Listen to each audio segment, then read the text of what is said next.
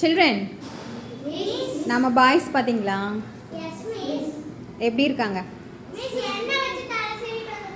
எண்ணெய் வச்சு தலை சீவி நல்லா வாக் எடுத்து அழகாக சீட்டு வந்திருக்காங்களா? பிரகதீஷ்லாம் தலைக்கு அவங்க அம்மா எண்ணெய் போட்டாங்கன்னு சொல்லி பவுடரை கொட்டி தலையை அப்படியே ஃப்ரெஷ் ஆக்கணும்னு வந்தீங்க என்ன பிரகதீஷ்? ஆனால் இப்போ அழகாக சீவிட்டு வந்திருக்கீங்க. இப்போ தான் பார்க்கவே ரொம்ப அழகாக இருக்குது, நீட்டாக க்யூட்டாக இருக்குது உங்கள் ஃபேஸ் எல்லாம். சரி, மிஸ்ஸு சொன்ன உடனே எல்லாருமே இப்படி எண்ணெய் வச்சு அழகாக வலிச்சு சீவிட்டு வந்துட்டிங்களே, மிஸ்ஸு உங்களுக்கு அவ்வளோ பிடிக்குமா? பிடிக்குமா பிடிக்காதையே சோகமாக சொல்கிறேங்க. சரி சரி, இப்போ வந்து தலைக்கு நல்லா எண்ணெய் வச்சு அழகாக குளித்து நீட்டாக இப்படி இருந்தால் தான் ஹேரை நல்லா கேர் பண்ணணும்.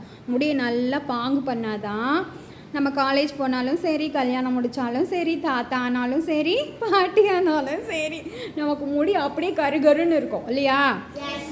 நாங்களாம் சின்ன பிள்ளைங்களா இருக்கும்போது ஷாம்பு போட மாட்டோம், சீவக்காய் தான். முந்தின நாள் சாயந்தரமே சீவக்காய் வெந்தயம் எல்லாம் ஊற போட்டுருவோம்.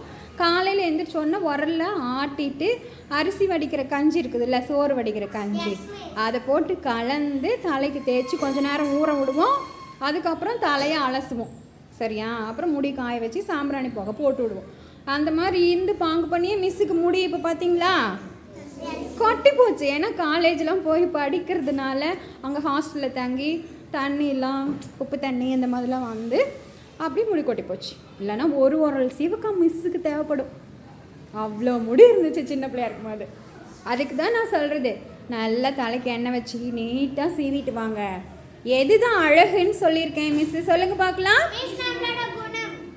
வேற என்ன அழகு சொல்லியிருக்கேன்?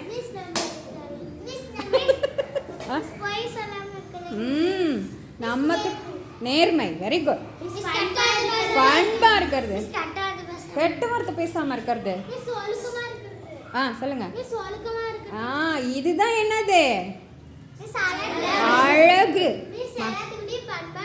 பண்பா நடந்துக்கணும், அன்பா நடந்துக்கணும். இதுதான் ஒருத்தங்களோட அழகை சொல்லுமே ஒழிய முக தோற்றமோ உடல் அமைப்போ அழகை சொல்லாது, சரியா? அது மாறி போயிடும் காலாக. ஆனால் நான் சொன்னேன்ல, தாத்தா ஆனாலும் ரோஹித் வந்து அன்பாக இருந்தாங்க அப்படின்னா அவர் தான் அழகான தாத்தான்னு சொல்லுவாங்கன்னு சொன்னா இல்லையா பாடம் நடத்தும் போது? அது மாதிரி தான், சரியா? நம்மக்கிட்ட இருக்கிற குணங்கள் தான், கேரக்டர் தான் வந்து அழகை தீர்மானிக்குமே ஒழிய வெளித்தோற்றம் அழகை எப்போவுமே தீர்மானிக்காது, சரியா? நீங்கள் எல்லாமே அழகானவங்க தான்.